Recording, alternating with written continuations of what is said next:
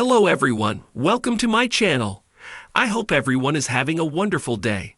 Before starting the video, please go ahead and hit the subscribe button and give this video a like up. We know that something bad is coming on The Young and the Restless. Like really bad. Like if we had to guess, something so terrible and heartbreaking that it's going to leave somebody dead. That bad. And what comes afterwards may be even more of a jaw-dropper. As we've already seen, Sharon, offer bipolar medication, and being egged on by her subconscious manifestation of longtime tormentor Cameron, has surrendered to the grief and rage that she still feels over daughter Cassie's untimely demise, to the point that she's been moved to poison the whiskey at Daniel and Heather's place. What's more, Sharon's gotten caught leaving by Heather herself. Next, a series of shocking events will further connect Sharon to Daniel's family, including Phyllis. Executive producer / head writer Josh Griffith tells Soap Opera Digest. The years of hurt feelings and anger between these characters will reach a boiling point and take everyone on an unexpected ride. The question is, will the finish line of that ride leave the longtime rivals with a better understanding of one another, perhaps more empathy? Or when their mutual loathing reaches a new high, will it just keep on rising? Honestly, we didn't think their animosity toward one another to get any more intense than it was following Cassie's death, when Nick was straying from Sharon to seek sexual healing with Phyllis. The soft hum of crimson lights echoed in the background as Sharon wiped down the counter, her thoughts swirling. Life had been strangely calm. Too calm. That usually meant trouble was just around the corner. Sure enough, trouble walked in wearing stiletto heels and carrying an air of unresolved tension. "Phyllis Summers, got a minute?"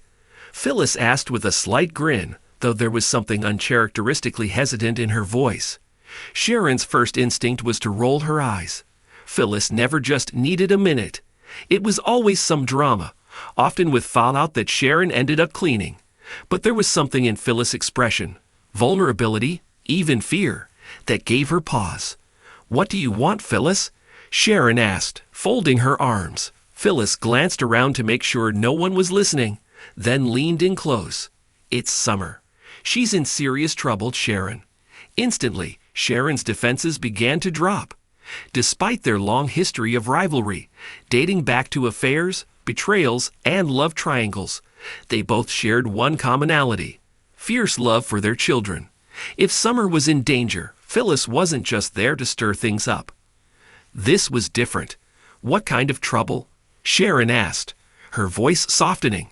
Phyllis took a deep breath. She got involved with the wrong crowd. Something bigger than she realized. Gambling, loan sharks, and now people are after her. "I need your help, Sharon. I can't do this alone." Sharon blinked, stunned. Phyllis asking her for help? The two women had been on opposite sides of almost every battle for as long as they could remember.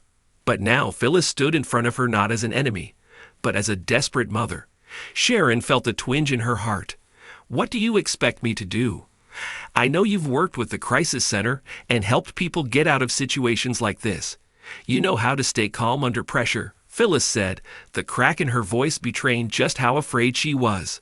"Please, just help me get her out. I'll owe you, forever." The words hung in the air between them, forever. The same word they had once hurled at each other in anger, promising to stay rivals forever. But now it was being repurposed, reshaped, as if fate were rewriting their story. Sharon inhaled deeply. Every instinct told her to run, that getting involved with Phyllis Summers was a recipe for chaos. But there was also that nagging feeling, the one she got whenever someone needed her, and she had the power to help. "All right," Sharon finally said, surprising herself as much as Phyllis. "We'll figure this out. Together." Phyllis let out a breath she seemed to have been holding for a lifetime. "Thank you, Sharon. You have no idea what this means." In that moment, something shifted between them. Not forgiveness exactly, but an understanding. Maybe even a truce. For the first time, they weren't just two women at odds over men, grudges, and old wounds.